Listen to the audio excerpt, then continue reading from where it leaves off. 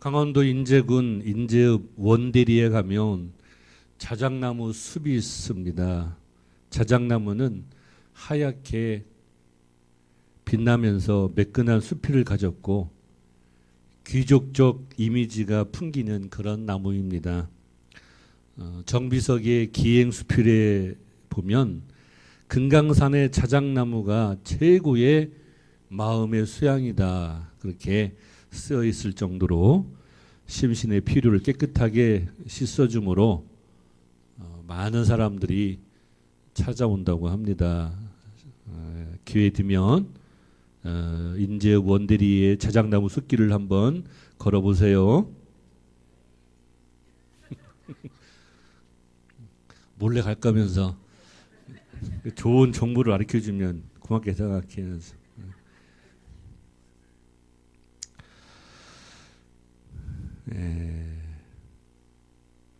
오늘 본문에 있는 말씀 우리 읽어야 되겠죠. 자, 성경 읽습니다. 자, 에베소서 4장 1절에서 4절까지입니다. 313쪽 에베소서 4장 1절에서 4절까지.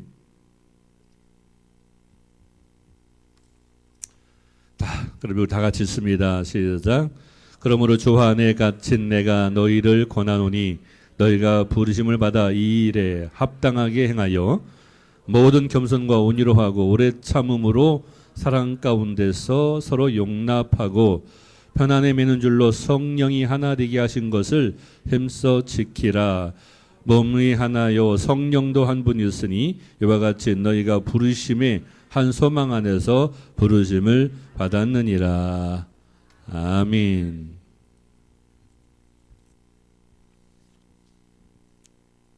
에베소서는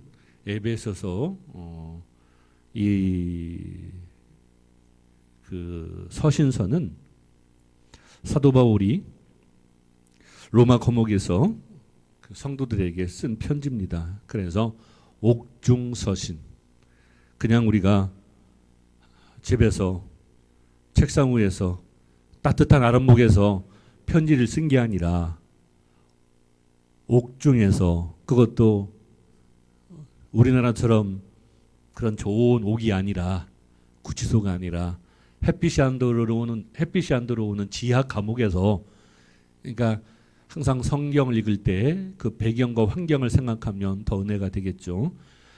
햇빛이 안 들어오는 그 지하 감옥에서 이 편지를 쓴 거예요. 만약에 우리 같으면, 그죠? 하나님, 제가 무슨 잘못이 있습니까? 저를 왜 이 험난한 지하 감옥으로 인도하십니까? 그러면서 막 화도 나고 욕도 나오고 그럴 거예요. 그런데 사도 바울은 그 지하 감옥에서 뭐라고 했나요?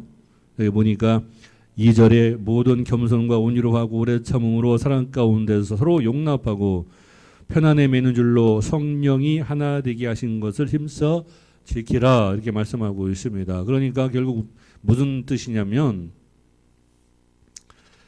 오히려 감옥에 갇힌 사도 바울이 에베소 교회 성도들 걱정하고 있어요. 참 이런 마음이 예수님의 마음이 아닌가, 그렇게 생각을 하게 됩니다. 요점은, 이 편지서의 요점은 너희는 하나님의 부르심을 받았으니 그 부르심에 합당하게 행해야 한다. 그래서 합당하다는 것은요, 영어로 말하면 word인데요, 부르심이 합당한 사람이 되어야 된다. 부르심에 어울리는 사람이 되어야 된다. 부르심에 잘 맞는 성도. 지금 햇빛교회로 우리를 불렀거든요. 다른 사람의 전도를 받아서 손에 이끌려서 교회 왔지만, 어쨌든 그런 모든 하나님의 역사 속에서, 사람을 통한 역사 속에서 햇빛교회로 이제 부름을 받았거든요. 그러면 햇빛교회의 부름을 받은 성도로서 자기 역할을 잘 하는 성도가 합당한 성도가 되겠죠. 그죠? 워디. 그래서 부르심에 어울리는 합당한 성도, 부르심에 잘 맞는 성도. 예를 들어서 가정에게 합당한 사람, 자 학교에 합당한 학생은 공부 잘하고 모범생이 되겠죠. 자 회사에 합당한 사람은 주어진 일에 열심으로 일하는 사람이 되겠죠. 자기 역할을 잘하는 사람이 인정받게 되어 있습니다. 주어진 사명을 잘 감당하는 자가 반드시 인정받게 되는 줄 믿습니다. 여러분이 회사를 세웠어요. 기업을 세웠습니다. 모든 기업은 이익에 극대화 있어요. 가장 중요한 것은 사람이에요. 사람 관리입니다. 인사 관리. 일을 잘하든 못하든 월급을 줘야 되거든요.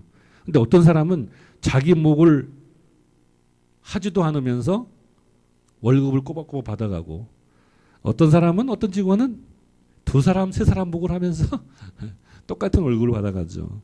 내가 사장이라면 누굴 좋아하겠어요? 당연히 두 사람, 세 사람 목을 하는 그런 직원을 더 좋아하겠죠. 혼자 두 사람의 역할을 하는 직원을 좋아하지 않을 수가 없잖아요. 그죠? 사람의 인정상. 그래서 대기업에서는 사장보다 월급을 더 받는 그런 분들이 요즘에 많이 있다고 그래요. 왜? 한 사람이 1000명을 먹여 살리고 한 사람이 10,000명을 먹여 살리니까. 직장 생활하다 보면 안이 꽂고 더러울 때가 있어요. 저도 그냥 정말 당장 내일이라도 그만두고 싶을 때가 한두 번이 아니었어요. 그 당시만 해도 막 일을 못하고 기한 내에 끝내지 못하면 막 구두발로 막 조인트를 까고, 그죠? 주먹으로 막 훅구를 친다고 그러죠. 그렇게 일을 배웠어요. 우리나라는 군대 문화가 있어서, 또 군대 그 ROTC 출신들이 과장 부장이었기 때문에 그랬습니다. 그리고 제 옆에는 그 재무부서, 그 세무부서가 있었는데, 세무서에 신고해야 되는데 직원이 실수로 시간을 넘겨버렸어요. 큰일 나죠. 그런데 그 부장님이 그 직원을, 그죠? 그냥 한 대 그냥 때리고 발길질하고, 그래도 꼼짝 못하고 그냥 다닐 수밖에 없었어요. 지금 같으면 큰일 나죠. 지금은 뭐 군대에서도, 그죠? 절대로 때리면 안 되기 때문에 지금은 뭐 정말 많이 변했어요. 제 조카가 군대 제대했는데 요즘에 군대에서 정말 저번에 그 사건 이후로는 하나도 안 때린대요. 폭력이 없대요. 믿거나 말거나. 그렇게 일을 배웠어요.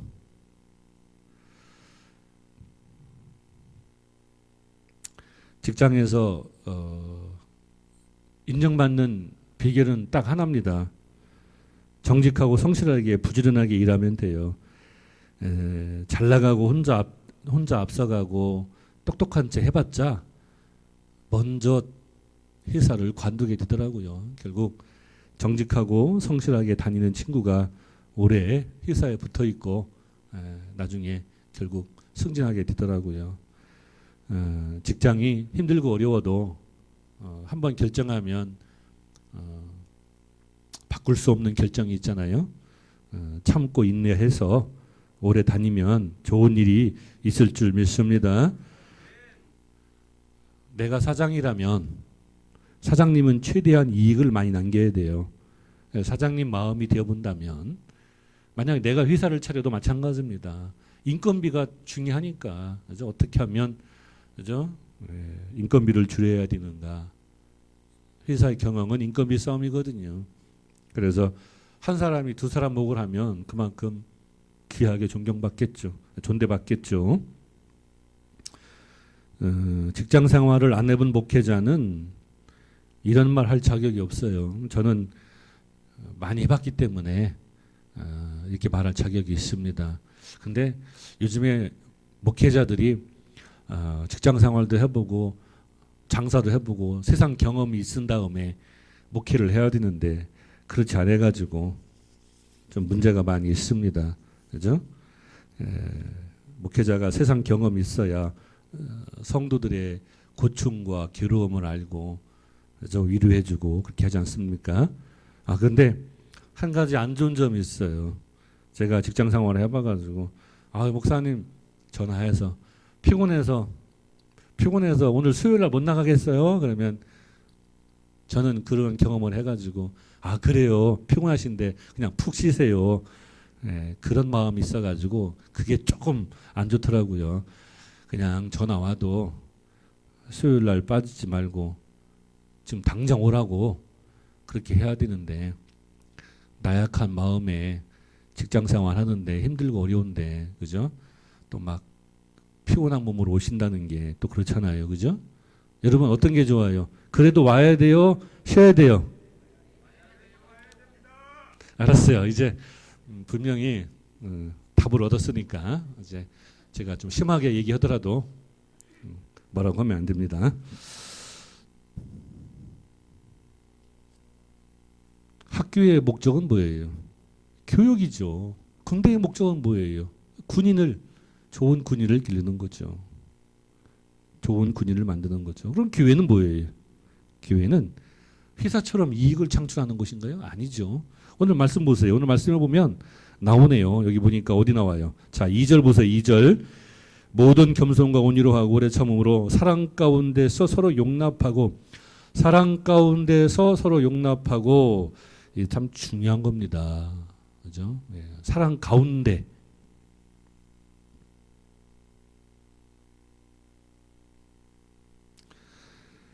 여기서 용납하고 누가 용납하고?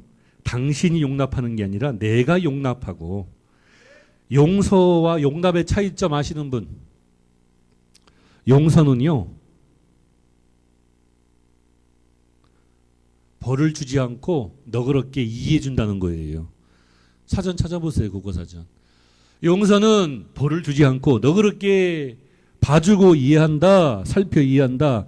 용납은 한 발 더 나가서 이해가 되지 않아도 받아들인다라는 뜻이 있습니다.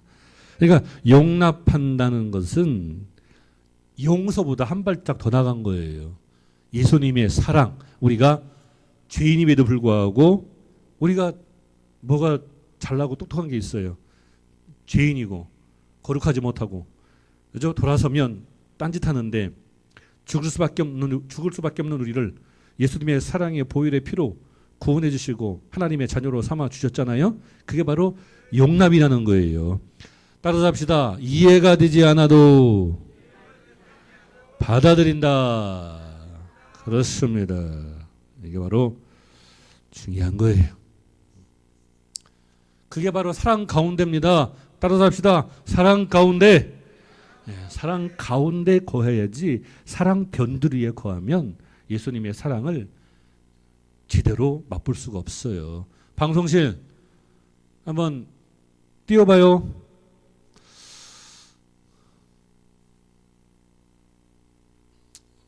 자, 포도나무는요. 포도송이를 절대로 포기하지 않습니다. 무슨 뜻인가 하면 교회 앞에서 포도원을 하는 집사님이 있어가지고 포도를 따가래.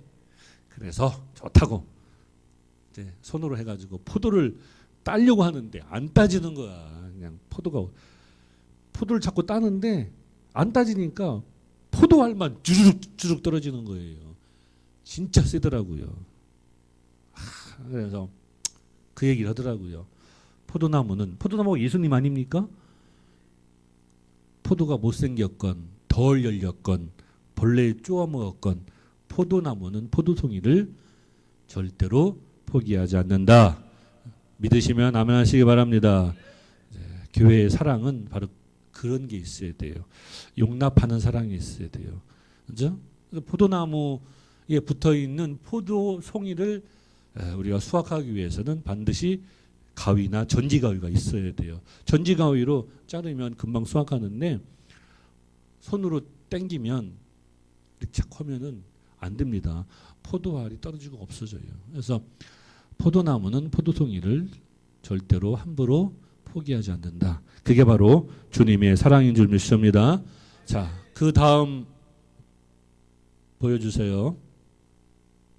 네, 사랑은 이해하는 것이 아니고 용납하는 것입니다. 이렇게 우리 성도들이 이해하시면 되겠습니다.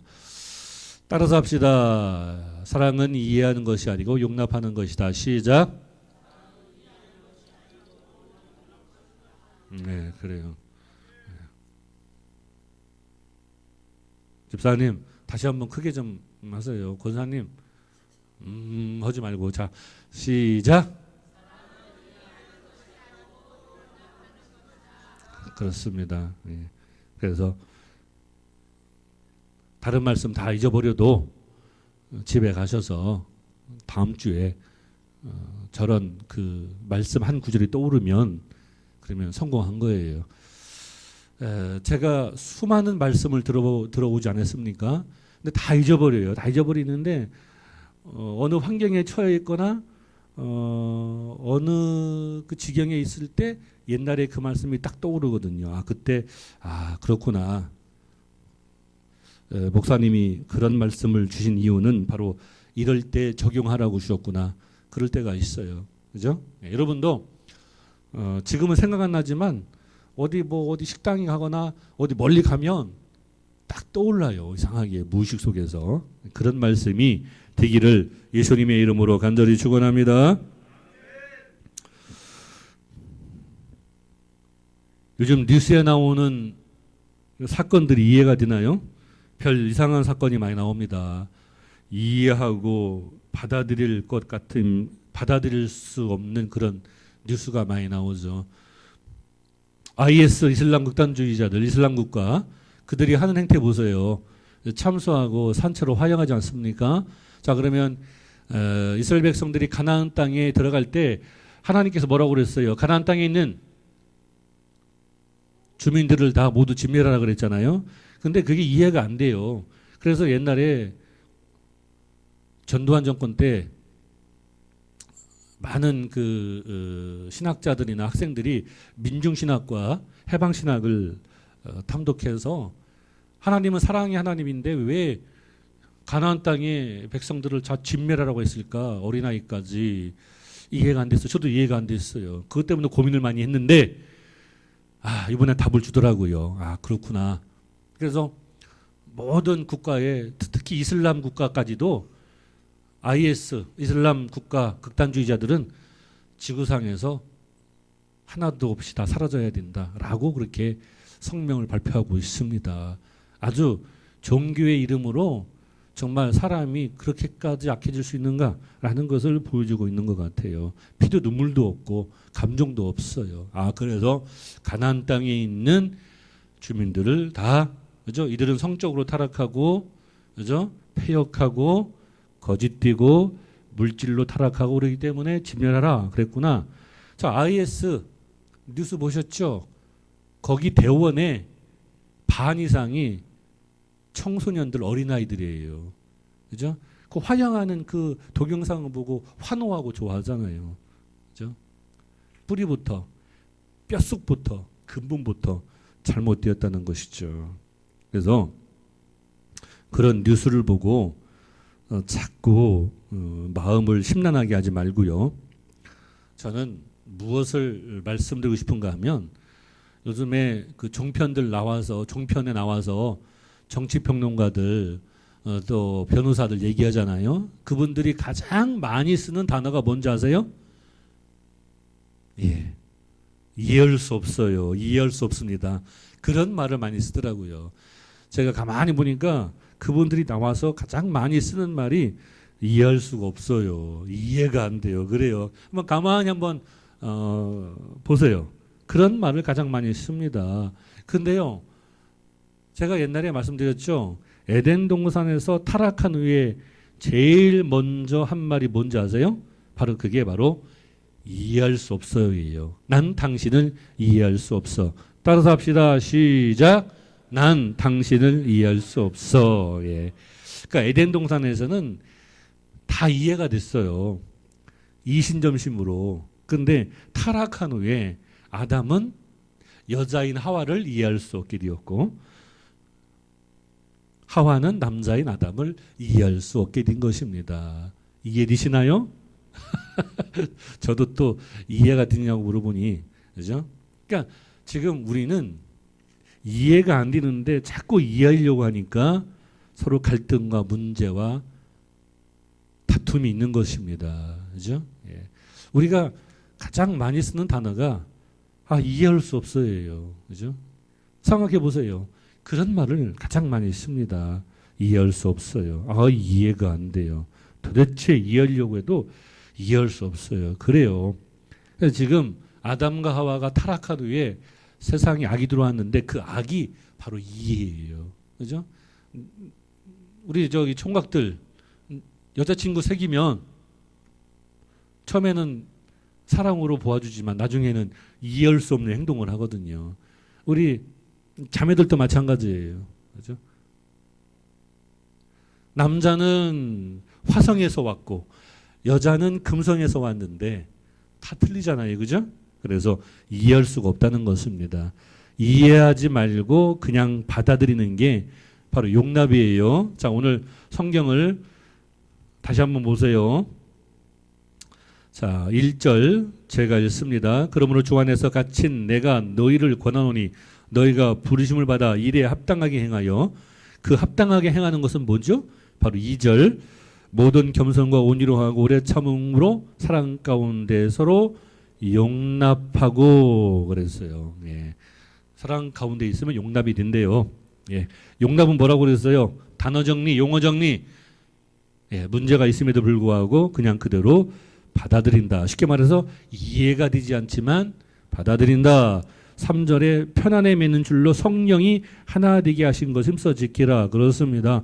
사랑 가운데 있어야 성령의 도우심으로 하나가 될 수 있는 줄 믿습니다.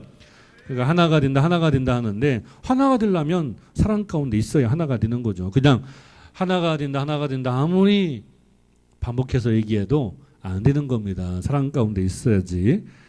용납은 바로 그런 의미가 들어가 있다는 것입니다.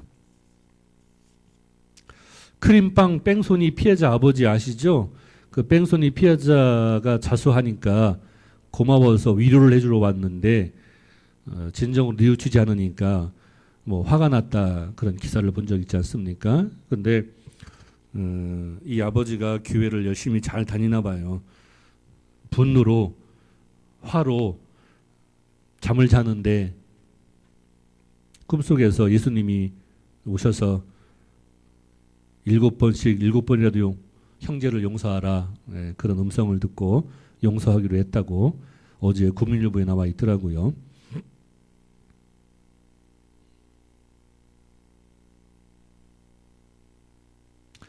아담은 하와 여자를 이해할 수 없고 여자 하와는 남자 아담을 이해할 수 없고 뱀도 이해할 수가 없어요.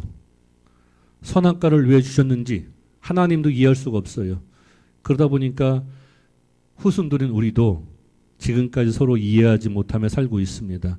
이해가 되지 않아도 받아주는 것이 진정한 사랑인 줄 믿습니다. 교회를 한마디로 말하면 하나님의 부르심을 입은 사람들의 모임이에요. 하나님께서 우리를 부르신 것은 우리를 통해 하나님 나라를 세우신 것입니다.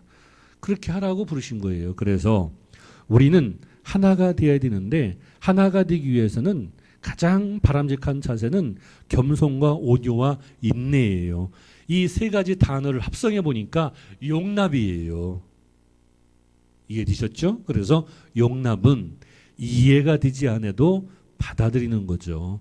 문제가 있어도 받아들이는 게 용납이고 그게 진정한 사랑이고 예수님께서 우리를 십자가의 보혈의 피로 구원하신 그 사랑이 용납의 사랑이라는 것이죠. 그러니까 용서에 한 단계 더 뛰어나고 더 귀하고 가치 있는 것이 바로 용납이다. 그렇게 해석할 수 있습니다. 아, 그런 의미가 있었군요. 그냥 성경이 기록된 것이 아니라 겸손과 온유와 인내를 합치니까 용납이 되더라고요. 그래서 우리가 이제 그런 얘기 많이 하지 않습니까? 다름과 차이를 인정하는 것이 사랑이다. 그래요. 저 산에 보면은 지금 멀리서 보면은 자작나무도 있고 소나무도 있고 참나무도 있고 참 아름답고 좋잖아요. 근데 가까이 가서 보면 온갖 지저분한 것이 많은 것처럼 우리가 어떤 사람을 볼 때 하나하나 다 이렇게 꿰뚫어 보면 만족함이 없어요. 다 문제투성이에요. 그러나 넓게 둥실하게 보면 그러면 그 사람의 좋은 점을 바라볼 수가 있는 것이죠. 왜? 우리는 하나님의 자녀니까, 그죠? 우리는 세상 자녀가 아니에요. 하나님의 자녀니까 사랑으로 당연히 사랑 가운데서 그렇게 보도록 노력을 해야죠. 노력하면 그 자체로 하나님께서 인정하시는 하나님의 성도가 될 줄 믿습니다. 이해할 수 없는 것은 우리가 죄 가운데 있는데 주님께서 우리를 용서해 주시고 하나님의 자녀로 삼아 주셨잖아요. 우리가 그 사랑을 받았는데 우리도 똑같이 교회에서 그죠? 사랑 가운데 거함으로 용납하는 사랑을 실천해야 되겠죠. 그렇게 생각을 합니다. 오늘 본문의 말씀 보면 온유가 나오죠. 온유. 주님께서 이렇게 말씀하셨어요. 온유한 자는 복이 있나니 땅을 기업으로 받을 것이라. 그렇습니다. 땅을 받는다는 것은 지경이 넓어진다는 거예요. 온유한 자가 복을 받습니다. 세상을 지배하는 것은 강한 자가 지배하는 게 아니에요. 온유한 자가 지배받습니다. 지배합니다. 왜? 세상 역사가 그래요. 그래서 마태복음 11장 29절에 보면 나는 마음이 온유하고 겸손하니 나의 명예를 메고 내게 배우라 그랬어요. 그래서 예수님은 온유의 왕이기 때문에 겸손의 왕이기 때문에 바로 세상을 지배하고 있는 줄 믿습니다. 그래서 우리 햇빛교회 성도들이 사랑 가운데 거하고 죄송합니다. 사랑 가운데 거하고 용납하는 사랑으로 함께 한다면 그것이 바로 온유고 겸손이고 인내예요. 그 속에 하나님의 사랑과 하나님의 축복이 넘치게 될 줄 믿습니다. 작년 4월 16일 날 세월호 참사 때문에 우리나라 사람들이 이단 종파에 대해서 얼마나 무서운지를 깨달았어요. 이번에 IS, 이슬람 극단주의가 얼마나 무서운지 깨달았어요. 그죠? 산 교육을 하고 있는 것입니다. 그러므로 세상은 그런 사람들이 지배하는 게 아니에요. 성경에 있는 말씀이 그대로 들어맞네요. 지금 왕성하는 것처럼 보여도 악이 잘 되는 것처럼 보여도 시편의 다윗의 시가 그거 아닙니까? 근데 결국 누가 이겨요? 겸손한 사람이, 온유한 사람이, 인내하는 사람이, 용납하는 사람이, 그 사람이 결국 이기고 하나님께서 그 사람을 들어주시고 축복하실 줄 믿습니다. 그러므로 사나운 개를 우리가 훈련시켜서 부드럽고 온순한 개로 만들잖아요. 그런 것처럼 우리가 온유하다는 것은 바로 그런 것입니다. 온유하다는 것은 부드럽고 유순하고 관대하고 뭔가 따뜻한 그런 이미지를 가지고 있는 성도, 그런 성도에게 하나님의 은혜와 축복이 넘치게 될 줄 믿습니다. 그래서 우리 교회가 햇빛교회 아닙니까? 바로 그런 의미로 해석이 될 수가 있어요. 그러므로 교회는 부르심이 합당한 사람들의 모임입니다. 특별히 능력이 있는 사람들의 모임이 아니라 사랑 가운데 서로 용납하는 교회가 진정으로 부르심에 합당한 그런 교회가 되는 것이죠. 사랑으로 모든 것을 포용하잖아요. 감내하는 거예요. 문제가 있지만 있는 그대로 받아주는 그런 사랑의 모습이 교회에 있어야 된다는 것을 사도 바울이 옥중에 있으면서도 에베소 교회 성도들에게 말하고 있어요. 그러니까 이것을 옛날 말씀이라고 생각하지 말고 지금 우리 햇빛교회의 성도인 사도 바울이라는 집사가 장로가 감옥에 갇혀서 우리 햇빛교회를 위해서 편지를 썼다라고 생각하시면 또 다른 은혜가 될 거예요. 그러니까 이 말씀이 얼마나 귀해요. 그냥 편안한 가운데 쓴 편지가 아니라 감옥에서, 지하 감옥에서 에베소 교회 성도들을 걱정하면서 이 편지를 썼어요. 이게 바로 예수님의 마음이고 에베소 교회가 이런 문제로 서로 갈등이 있고 다툼이 있고 문제가 있으니까 그래 사랑 가운데 거하여 비록 문제가 있어도 그 문제 때문에 용납이 안 돼도 그래도 받아들여라. 그게 바로 교회다라고 사도 바울이 하나님의 성령의 인치심을 받아서 에베소서 서신서를 쓴 거예요. 그러면서 뭐라고 하느냐면 3절에 보니까 편안에 매는 줄로 성령이 하나 되게 하신 것을 힘써 지켜라. 아, 교회로 하나 되게 하셨어요. 하나님의 사랑으로 하나 되게 하셨어요. 이것을 잘 지켜라. 지켜야만 뭐가 있다? 예. 부르심에 합당한 하나님의 축복이 있다라고 말씀하고 있는 것입니다. 그래서 합당하다라는 그 단어가 성경에 많이 나옵니다. 자, 방송실 그 성경 구절 한번 띄워봐요. 합당한 성도. 자, 우리 읽습니다. 시작. 너희를 위하여 기도함은 우리 하나님이 너희를 그 부르심에 합당한 자로 여기시고 모든 선을 기뻐함과 믿음의 역사를 능력으로 이루게 하시고. 데살로니가후서 1장 11절이거든요. 합당한 자로 여기시고 부르심에 알맞는 성도, 부르심대로 행하는 성도. 그러면 그렇게 행하는 성도가 무슨 성도예요? 예, 바로 인내와 겸손과 온유. 이것을 다른 말로 말하면 사랑이고 용납하는 사랑이다. 그렇게 해석할 수 있습니다. 자, 그 다음 장 12절 성경을 보면 자, 읽습니다. 시작. 우리 주 예수의 이름이 너희 가운데서 영광을 받으시고 너희도 그 안에서 영광을 받게 하려 함이라. 아멘. 예, 합당한 성도가 되면 하나님을 영화롭게 영광을 올려드릴 수가 있고요. 그 다음에 우리도 똑같이 영광을 받는다는 것입니다. 이렇게 귀한 말씀이 성경에 많이 들어가 있어요. 그래서 교회에서 어떤 은사가 엄청나게 나타나고, 그래서 특별한 능력을 행사하고 아주 뭐 귀한 존재가 대접받는 게 아니라 정말 온유와 겸손과 인내와 사랑으로 하나가 되려고 노력하는 성도에게 결국 하나님의 축복이 나타나게 될 줄 믿습니다. 그죠? 네. 그래서 제가 직장 경험을 얘기한 거예요. 같은 동기들은 별 사람이 다 있어요.